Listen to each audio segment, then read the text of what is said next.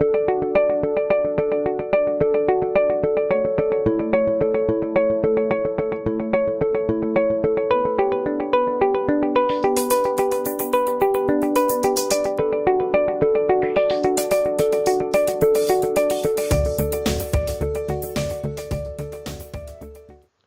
el siguiente problema nos piden calcular el punto de fusión del hielo cuando se incrementa la presión a 100 atmósferas. Tenemos en cuenta que aquí la transición entonces es de sólido a líquido, y como es una transición que no implica operaciones con vapor, es decir, transición por la fase de vapor, podemos ocupar la ecuación de Clapeyron. Cuando hay una transición, por ejemplo, de sólido a gas, de líquido a gas, entonces vamos a ocupar la de Clausius-Clapeyron, pero en este caso vamos a ocupar la ecuación de Clapeyron. La ecuación de Clapeyron es la siguiente que se muestra en el video, y vamos a ver qué es lo que tenemos de datos. Por ejemplo, tenemos la entalpía o el calor latente de fusión, tenemos la presión 2, que es la presión a la que queremos nosotros calcular el punto de fusión, que en este caso sería T2.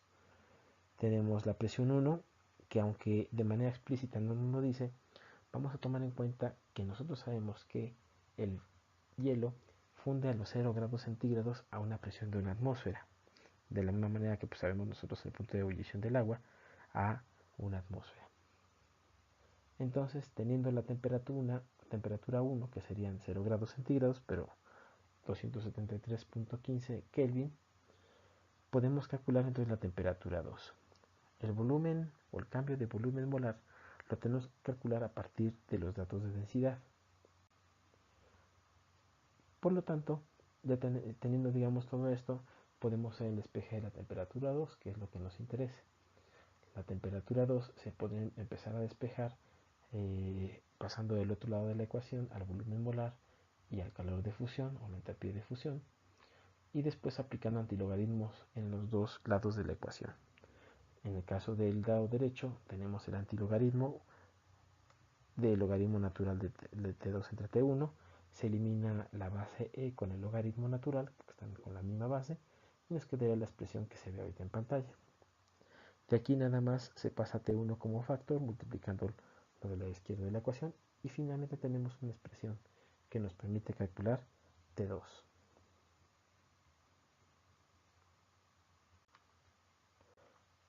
Pero de esto necesitamos también calcular el volumen molar, puesto que dijimos que todavía falta hacerlo a partir de las densidades.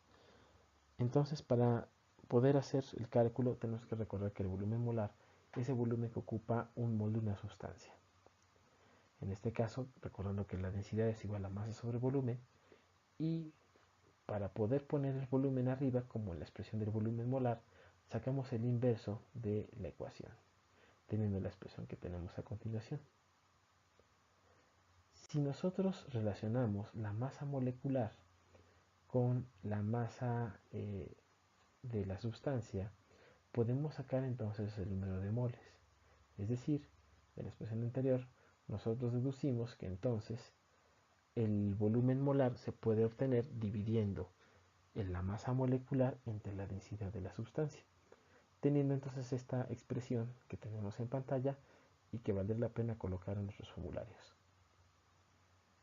Tomando esto en cuenta, podemos entonces hacer los cálculos a partir de los datos que nos proveen. La densidad del agua, que sería 18.02 aproximadamente, 18, y la densidad del agua, que sería 1 gramo sobre centímetro cúbico o 1 gramo sobre mililitro.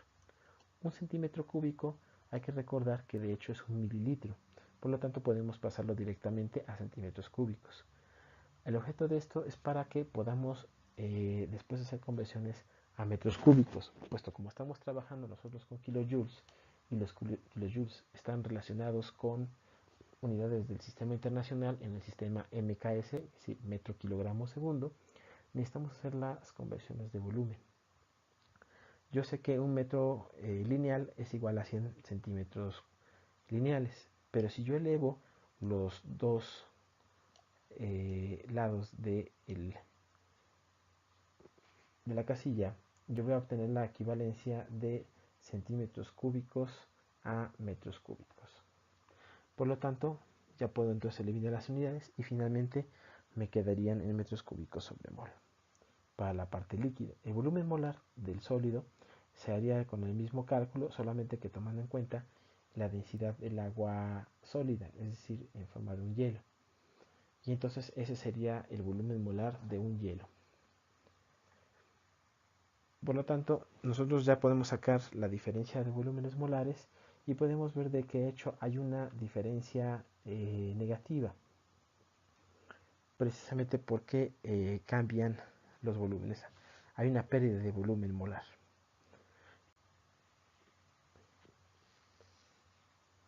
Sabiendo esto, entonces podemos empezar a sustituir. ¿Qué es lo que hacemos para poder sustituir? Bueno, empezamos a colocar el calor de fusión, que sería 6.01 kilojoules sobre mol, la delta B,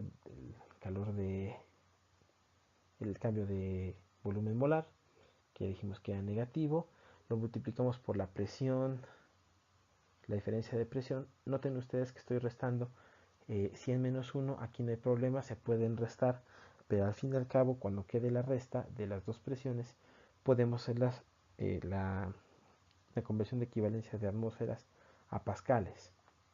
Esto con el fin, entonces, de poder hacer el desglose de unidades, tomando en cuenta que un kilojoule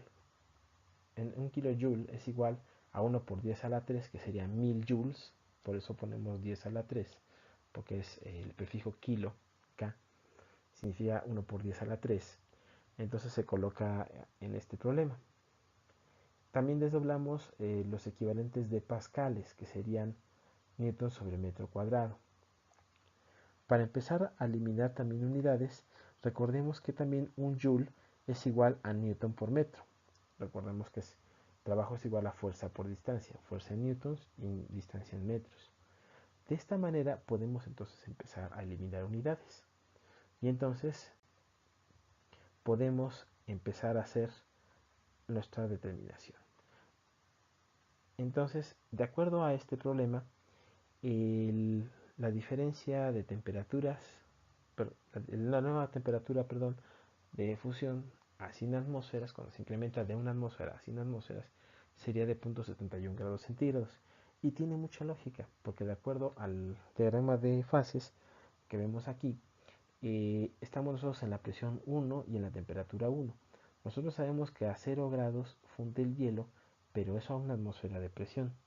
Si nosotros incrementamos la presión a 100 atmósferas, entonces vemos de que sí coincide con el diagrama de fases del agua, en donde se registra entonces un aumento de la temperatura de fusión.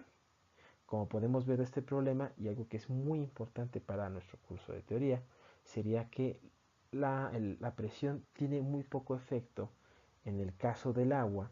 Eso depende también de cada sustancia, solamente es en el caso del agua, no necesariamente para todas las sustancias, pero en el caso del agua la presión afecta muy poco el punto de fusión del hielo.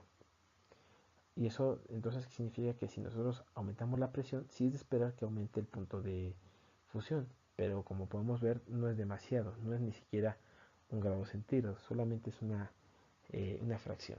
Por eso es de que a presiones como la atmosférica, digamos, de la Ciudad de México, pues se puede considerar que el punto de fusión del hielo pues es de 0 grados, porque prácticamente no hay mucha diferencia. Espero que haya quedado clara este problema, el desarrollo de este problema. Les agradezco su atención y nos vemos en el próximo video.